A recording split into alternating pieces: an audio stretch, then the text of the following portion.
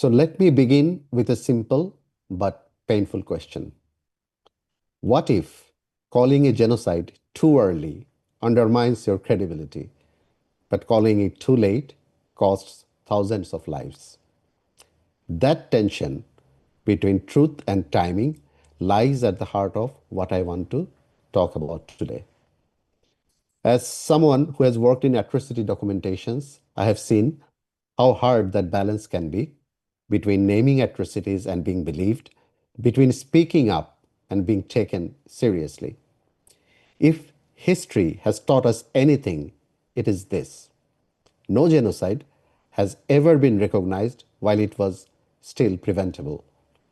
Recognition almost always comes only after the killing has reached a certain point and point of no return. And that's not because the warning signs weren't there. It's because the word genocide is so politically explosive that most actors avoid it until it's too late. So let me try to set out the problem first. As you all know, genocide does not erupt overnight. It builds in stages, in waves, with clear signs along the way: hate speech, dehumanization, selective violence, impunity. Yes, impunity. Yet, again and again, from Armenia to the Holocaust, from Rwanda to the Rohingya crisis, the world hesitated. Governments debated definitions, international bodies asked for more proof, diplomats worried about the political fallout of using the G word. And by the time the label was finally applied, prevention was no longer possible. So this hesitation is not merely bureaucratic, as we all know, it is political. Calling something genocide means accepting responsibility, to act, to intervene, to hold someone accountable. And that is why the term is often used only when it becomes politically safe, when the victims are already gone. So I'll try to present my core analysis. So my paper looks at this dilemma through both a conceptual and a contextual lens. Conceptually, the problem sits at the intersection of law, politics, and ethics. Legally, the bar for proving genocide is indeed very high, and rightly so. But morally, waiting for that level of certainty can turn caution into complicity. And politically, naming atrocities too early invites accusations of bias or alarmism. But make no mistake, saying nothing or saying silent is no less political. It preserves comfort at the expense of conscience. So I'd say this dilemma plays out most sharply in the early stages of atrocity, when violence is escalating but has not yet been universally recognized as genocidal.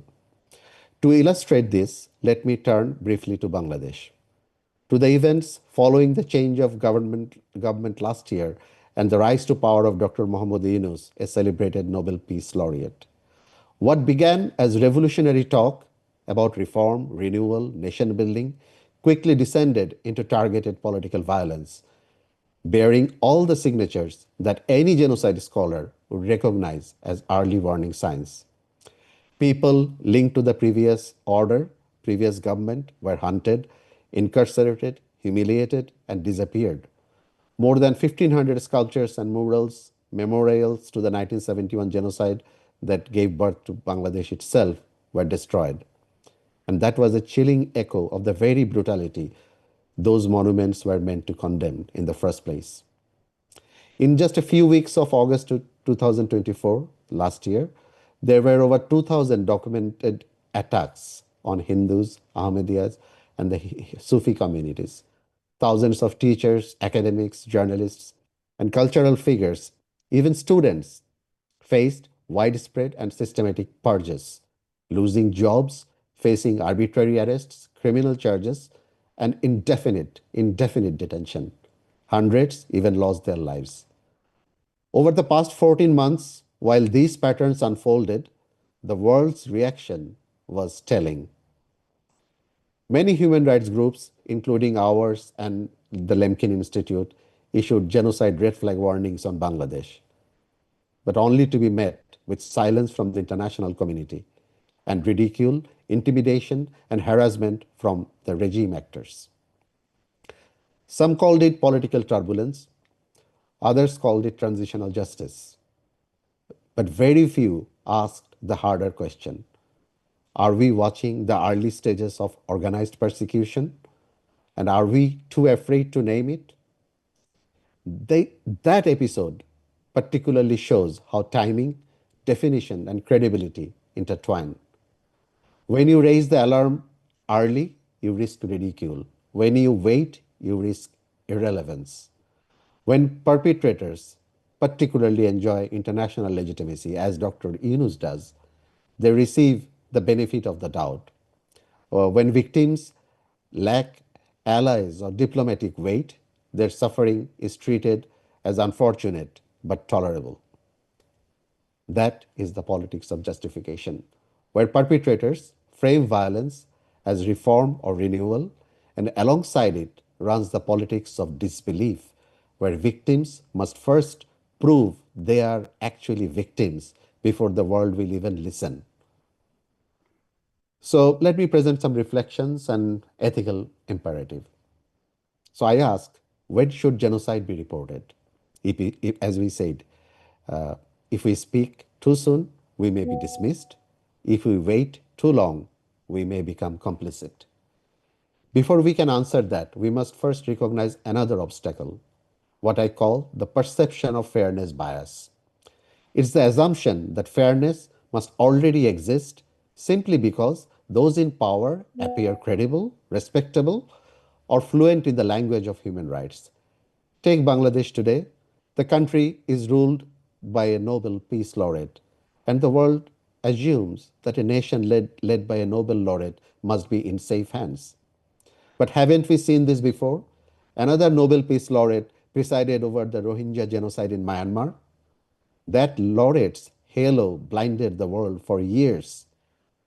Now, as people in Bangladesh are being beaten to death by mobs, the new government calls it the will of the people, pressure groups, spontaneous expressions of anger, not orchestrated persecution.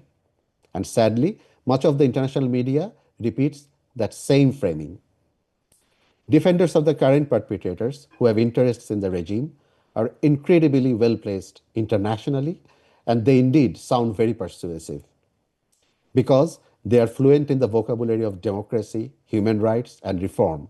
So the world thinks they are the good guys, incapable of disinforming or suppressing the truth, because they speak the right language, they attend the right conferences, and they have the right friends in the right places of international civil society. And when such people justify violence or spins the truth, the world naturally hesitates to believe anything to the contrary, because we are very much conditioned to trust the familiar voice of human rights respectability. That is the perception of fairness bias. When credibility, class, the global reputation distort our moral lens, and we mistake eloquence for innocence. So maybe we need to rethink what caution really means. In genocide prevention, true caution may not mean restraint, it may mean moral urgency. I want to suggest a different way of thinking. I suggest a presumption of truth approach. The idea that when early warnings emerge, we lean towards believing first rather than dismissing first. But before I explain that, let me acknowledge the difficulty. Such a stance of presumption of truth, for good reasons, sits uneasily with the legal principle of innocent until proven guilty, and with the right of any individual or any government to defend its reputation. It can appear to prejudge, appear to politicize atrocity claims before evidence is conclusive. I accept that. But what I am proposing is not a reversal of that presumption of innocence in a courtroom. I only propose a shift in our ethical orientation at the preventive stage, when silence and delay can themselves become forms of harm. The question is not whether we abandon fairness, but whether our preconceived perception of fairness alone can prevent genocide. Now, I would argue three reasons why this stance of presumption of truth deserves serious consideration.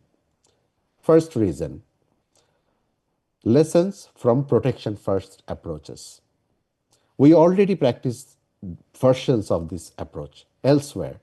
For example, in cases of child sexual abuse or domestic violence, the law and advocacy world have moved towards believing first, not because every allegation is infallible, but because disbelief inflicts deeper harm, and waiting for perfect proof can mean another assault, another death. If that logic holds when one person is at risk, why not when entire groups of people are under risk of extermination? My second reason, it is the gravity of genocide itself. Genocide is not an ordinary crime. It stands at the very peak of human wrongdoing, erasing not only lives, but cultures and memory. If ever there were a context where precaution should outweigh perfection, this is it. Even international criminal law accepts exceptions when the stakes are this high. For instance, as you may know, derogation from usual non-retroactivity rules allowed, modification of usual evidentiary rules accepted, softening of rigid procedural rules commonplace. They are common in international criminal law, all in the pursuit of truth and justice. So, if you can make those exceptions after the fact in case of prosecution, why not before the fact in case of prevention? And my third and final reason is the imbalance of power. As you all know, in any genocide, power is overwhelmingly on one side. Perpetrators control the state, the security forces, the media, the diplomatic channels, the narrative. On the other hand, victims are silenced, displaced, stripped of credibility. To demand that the victims first prove their persecution before we believe them is to entrench that inequality. A presumption of truth, even as a moral starting point, helps correct this balance. That is my argument. It gives the weaker side at least the dignity of being believed first before their voices are lost.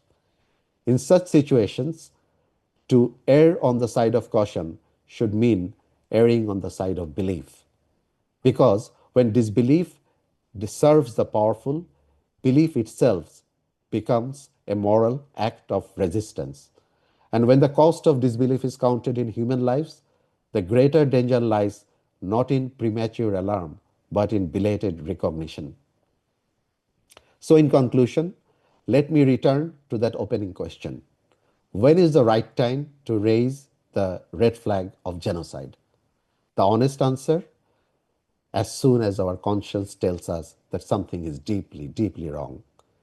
Because every delay, every euphemism, every diplomatic pause gives perpetrators time to consolidate their power, gives perpetrators time to hide their tracks. So, balancing truth and timing is not about choosing between accuracy and activism. It is about recognizing that truth delayed is often truth denied. Genocide prevention does not begin with tribunals or treaties. It begins with naming what we see, even when it is uncomfortable, even when it is contested. So perhaps the real question is not when should genocide be reported, but how long can we afford our silence? Thank you.